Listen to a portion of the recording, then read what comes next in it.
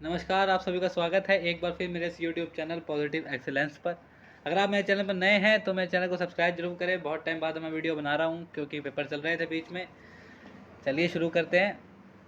हम लोग ना पहले से जब किसी से कोई सवाल पूछते हैं तो हम लोग पहले से ही अपने मन में एक जवाब सोच के रखते हैं कि सामने वाला हमें वही जवाब देगा। जब सामने वाला वो जवाब नहीं देता तो हमें तकलीफ़ होती है, हमें गुस्सा आता है, हम उससे बात नहीं करते, मन नहीं करता बात करने का, बहुत सी चीज़ें हो जाती हैं। कुल मिला के डगमगा जाता है रिश्ता, है ना। चलिए आज एक कहानी के जरिए आपको एक बात समझाते हैं।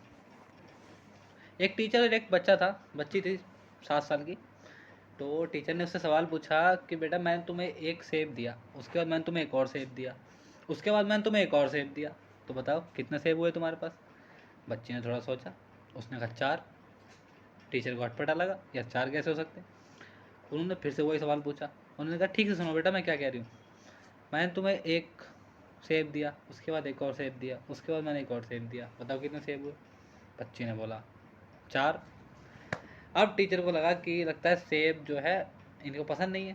तो उन्होंने कहा चलो स्ट्रॉबेरी का ट्राई करते हैं। तो उसने बच्ची को बोला कि मैंने तुम्हें एक स्ट्रॉबेरी दी, उसके बाद मैंने तुम्हें एक और स्ट्रॉबेरी दी, उसके बाद मैंने तुम्हें एक और स्ट्रॉबेरी दी, बताओ तुम्हारे पास कितनी स्ट्रॉबेरी हुई। बच्ची ने सोचा, उसने कहा 3। अब टीचर ने फिर वही सवाल पूछा कि मैंने तुम्हें एक सेब दिया, उसके बाद मैंने तुम्हें एक और सेब दिया, उसके बाद मैंने तुम्हें एक और सेब दिया, बताओ कितने सेब हुए। बच्ची ने सोचा, उसने बोला 4। अब टीचर को आया गुस्सा। टीचर ने बोला तुम पागल हो, मैंने जब तुम्हें बोला कि स्ट्रॉबेरी 3 होंगी तो सेब 4 कैसे हो सकते हैं। तो बच्ची डर गई। टीचर ने गुस्सा किया। बच्ची ने बोला मैम एक सेब मेरे पास भी है, मेरे बैग में। ये छोटी सी कहानी, मज़ेदार सी कहानी ज़िंदगी में बहुत बड़ी बात सिखाती है कि अगर आप किसी से कोई सवाल पूछते हैं या आप किसी से किसी भी चीज़ के बारे में जानना चाहते हैं तो आप एक बार समझ लें कि वो सामने वाला क्या कह रहा है। अगर एक मुद्दे या एक मैटर के ऊपर किसी की थिंकिंग अलग है तो वो अलग अपने अलग माहौल से आता है। क्या पता उसकी लाइफ में कोई ऐसी कंडीशन हो या लाइफ में उसके पास वो वाला सेब हो जो तुम्हें नहीं दिख रहा हो और तुम दूरियां बना लो। क्यों?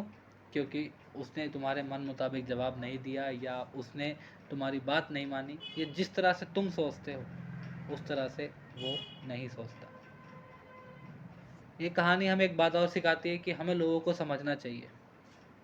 आपके आसपास जितने भी लोग हैं आप उनको समझिए, उसके बाद उन पर रिएक्ट कीजिए, उनके ऊपर कमेंट कीजिए। हम 4 लोगों के आगे किसी की बेइज्जती तो कर देते हैं मगर समझते नहीं कि वो अंदर से है क्या चीज़। क्यों कहा था उसने, कोई बात उसने अगर कही तो उसने क्यों कही थी। रिश्ते बहुत ही अहम है जीवन में और इस समाज में हम इसीलिए रह रहे हैं क्योंकि हम समाज के लिए बने हैं और समाज हमारे लिए बना है। जो बेवकूफ़ लोग ये सोचते हैं कि हम अकेले ही सब कुछ कर सकते हैं तो उनको ये बात समझनी ज़रूरी है कि अकेले सब कुछ नहीं हो सकता है। अगर आपको ये कहानी समझ में आई हो, पसंद आई हो तो कृपया इसको अपने लाइफ में ऐड कीजिए। और इस सीख के साथ हम आज की कहानी यहीं समाप्त करते हैं। आप हमेशा ऐसे ही हंसते रहिए, मुस्कुराते रहिए और खजाना खुशी का लुटाते रहिए। बहुत बहुत धन्यवाद आपका।